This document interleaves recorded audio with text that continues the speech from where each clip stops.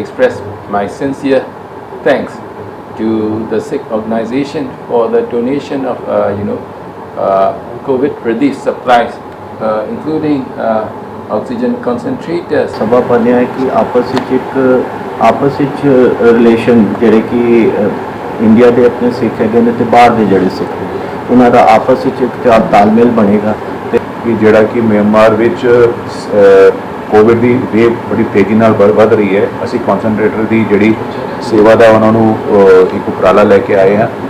100 concentrator के करीब सारी सिख संस्थावां दिल्ली दियां इन्हों डोनेट कर रही हैं as on humanitarian ground. Sikh community नाल मिल के असी उत्थे दे जिहड़े साडे होर म्यांमार भरा है जिन्नी भी कम्यूनिटी है उन्होंने ऑक्सीजन मुहैया करा रहे हैं।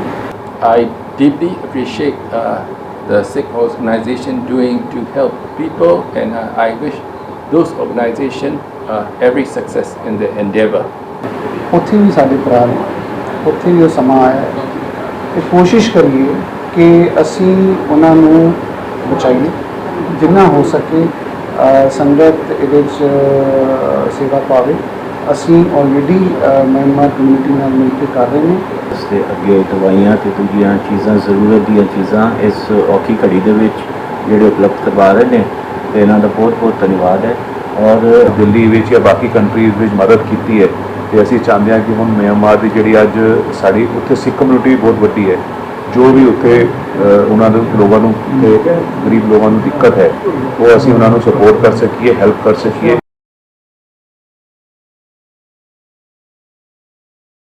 वाहिगुरू जी का खालसा वाहिगुरू जी फतेह। साध संगत जी दास सिंह न्यूज़ चैनल से देखने वाली संगत का स्वागत है। थोड़ा दास गुरप्रीत सिंह पता है कोरोना की थर्ड वेव जिदा आन दी इंडिया दे विच भी हैगी और बाहर दी कंट्रियां विच आ चुकी है। जिदा म्यांमार एक कंट्री हैगी जिस कोरोना की थर्ड वेव आ गई है और उत्थे बहुत तबाही हो रही है। इस विच एक NGO हैगी वर्ल्ड सिख चैंबर और एकम सिख, इन दो NGO ने मिल के एक छोटी सी पहल की है।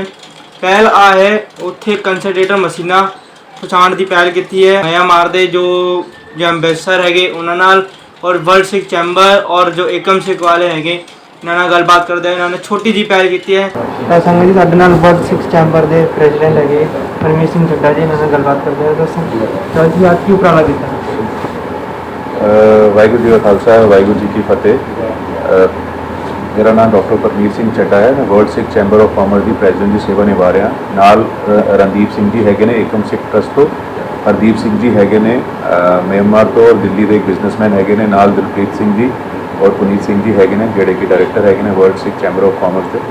असी इत्थे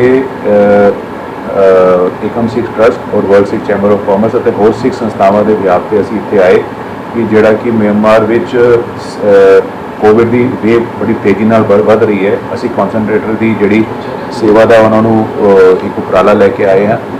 100 कॉन्सनट्रेटर के करीब सारी सिख संस्थावां दिल्ली दियां इन्हों डोनेट कर रही हैं एज ऑन ह्यूमैनिटेरियन ग्राउंड जोड़े कि म्यांमार जान गया। बाकी होर दवाइयाँ PPE किट होर जी भी चीज़ां इन्हां दी ज़रूरत है। असी वो अपनी सिख समाज को अपील करांगे कि म्यांमार को इस टाइम लोड़ है। जिवें सिखां ने अज दिल्ली विच या बाकी कंट्रीज़ विच मदद की है तो असी चाहते हैं कि हुण म्यांमार की जिहड़ी अज साडी उत्थे सिख कम्यूनिटी बहुत वड्डी है। जो भी उत्थे उन्होंने लोगों को गरीब लोगों को दिक्कत है वो असी उन्होंने सपोर्ट कर सकीए, हेल्प कर सकीए। तो यही साडा मेन मकसद है जिहदे वास्ते असी अज आए हैं। तो ये जी असी सब तो पहला परमीत जी का धन्यवाद लेकिन उन्होंने ठीक विचार दिते हैं। हरदीप सिंह सरदार हरदीप सिंह जी का खास धन्यवाद। ये साडे नाल जुड़े पीस फ्रॉम म्यांमार 27 सालों तो म्यांमार रह रहे हैं। जिवें गुरु साहब ने सबब बनाया कि असी कनैक्ट किया ये सानू पता लग्या कि म्यांमार विच भी लोड़ है कॉन्सनट्रेटर की ऑक्सीजन बहुत घट गया है। तो हुण इस लाइजन नाल इस सांझे अपने वाले नाल असी वीजी नाल मिल के म्यांमार की सिख कम्यूनिटी नाल मिल के असी उत्थे दे जिहड़े साडे होर म्यांमार भरा है जिन्नी भी कम्यूनिटी है उन्होंने ऑक्सीजन मुहैया करा रहे हैं। तो कोशिश है कि वध तो वध ਜਿੰਨਾ ਅਸੀਂ ਕਰ ਸਕੀਏ। ਫਿਲਹਾਲ ਵਾਸਤੇ ਅਸੀਂ ਜਿਵੇਂ ਇਹਨਾਂ ਨੇ ਫਿਗਰਸ ਦੱਸੀਆਂ ਨੇ ਇਹ ਜਾ ਰਹੇ ਨੇ ਇਸੇ ਹਫਤੇ ਆਪਣਾ ਜੁਲਾਈ ਦੇ ਲਾਸਟ ਵੀਕ, ਤੇ ਸੰਗਤ ਨੂੰ ਅਪੀਲ ਹੈ ਇਸ ਟਾਈਮ ਜਿਵੇਂ ਦਿੱਲੀ 'ਚ ਅਸੀਂ ਸਮਾਂ ਦੇਖਿਆ ਔਖਾ, ਉੱਥੇ ਵੀ ਸਾਡੇ ਭਰਾ ਨੇ, ਉੱਥੇ ਵੀ ਉਹ ਸਮਾਂ ਆਇਆ ਹੈ, ਤੇ ਕੋਸ਼ਿਸ਼ ਕਰੀਏ ਕਿ ਅਸੀਂ ਉਹਨਾਂ ਨੂੰ ਬਚਾਈਏ ਜਿੰਨਾ ਹੋ ਸਕੇ। ਸੰਗਤ ਇਹਦੇ 'ਚ ਸੇਵਾ ਪਾਵੇ। ਅਸੀਂ ਆਲਰੇਡੀ ਮਿਆਂਮਾਰ ਕਮਿਊਨਿਟੀ ਨਾਲ ਮਿਲ ਕੇ ਕਰ ਰਹੇ ਨੇ, ਤੇ ਉਹ ਜੇ ਚਾਹਣ ਤਾਂ ਸਾਡੇ ਨਾਲ ਬਿਲਕੁਲ ਜੁੜ ਸਕਦੀ ਹੈ, ਇਸ ਉਪਰਾਲੇ ਦਾ ਹਿੱਸਾ ਬਣ ਸਕਦੀ ਹੈ ਜੀ। ਹਰਦੀਪ ਜੀ ਆਪ ਜੀ ਕੁਝ ਕਹਿਣਾ ਚਾਹੁੰਦੇ ਹੋ? जी मैं बहुत बहुत धन्यवादी है एकम सिख के कि इन्होंने जोड़ा उपराला किया है म्यांमार की संगत वास्ते कॉन्सनट्रेटर्स से अगे दवाइयाँ तो दूजिया चीज़ां जरूरत दी चीज़ां इस औखी घड़ी के जोड़े उपलब्ध करवा रहे हैं, तो इन्हों का बहुत बहुत धन्यवाद है। और एक बहुत अच्छा सबब बनया है कि आपस रिलेशन जोड़े कि इंडिया के अपने सिख है तो बाहर के जोड़े सिख हैं उन्हों का आपस में एक तालमेल बनेगा, तो अगे करके होर चढ़ी कला रहेगी जी। वाहिगुरू जी का खालसा वाहिगुरू जी। अच्छा, जान तो पहले मैं संगत को अपील करना चाहता कि एकम सिख प्लस जी कि ह्यूमैनिटेरियन काम हमेशा करती रहती है। रणदीप जी तुम अपना मोबाइल नंबर दसो जिसदे नाल कि संगत तुहाडे नाल कनैक्ट होकर कॉन्सनट्रेटर या होर दवाइयां की मदद तुहाडे नाल कर सके, क्योंकि तुसी ही साडा ह्यूमैनिटेरियन आर्म हो जिहड़े कि पूरे वर्ल्ड में सिखां नूं और कम्यूनिटी नूं हेल्प करता रहे। तुसीं अपना मोबाइल नंबर अपनी वेबसाइट दस देना भाई। वैसे स्क्रीन के थले फ्लैश भी करेगा, तो मेरा मोबाइल नंबर है जी 9810299319 इंडियन नंबर है जी। तो एकम सिख trust.org पे आप जी जाके साढ़े नाल कनैक्ट कर सकते हैं।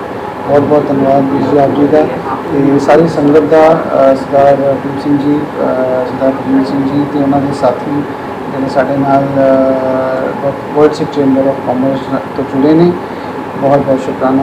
हिज एक्सलेंसी जोड़े म्यांमार के अंबैसडर है ने उन्हों का भी धन्यवाद करना चाहता। उन्होंने इन्ने शॉर्ट नोटिस से सानू टाइम दिता और उन्होंने अपनी पूरी जो उन्होंने मिनिस्ट्री ऑफ हैल्थ की लिस्ट हैगी सी साडे नाल शेयर की, वो असी लिस्ट साडे कोल आ गई है। असी अपना उस लिस्ट में स्प्रेड आउट करांगे तो जिन्ना ज़्यादा रसद है जी लंगर अज जी मैडिकल रसद है असी इकट्ठी करके असी उन्होंने प्रोवाइड करांगे। वाहिगुरू जी का खालसा वाहिगुरू जी की फतेह। On behalf of Myanmar people, as an ambassador of Myanmar to India, I would like to express my sincere thanks to the Sikh organization for the donation of COVID relief supplies, including oxygen concentrators, and it will go to needy people and it will save a lot of life. And I deeply appreciate the Sikh organization doing to help people, and I wish those organizations every success in their endeavor. Thank you, Your Excellency, for this opportunity. And we from Delhi, India, we are trying our best to get most of the help to the people of Myanmar who are at the moment under the second wave, so-called second wave.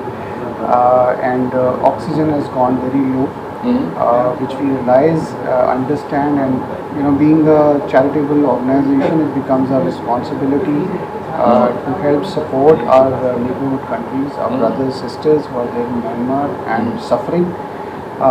So this is as a token of donation from our side, from Ekam Sikh. Thank you. And definitely yes, we will urge the people around who want to help, who want to come forward, do their part of gesture, humanity. They certainly can, contact us, and we'll do the best we can going forward also. Thank you very much.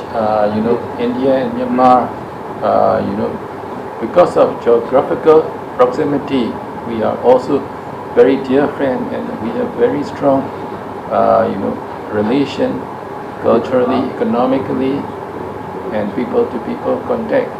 And this is act of a friend. A friend in need is a friend indeed. So we consider India is a true friend of our people. Thank you very much. Thank you.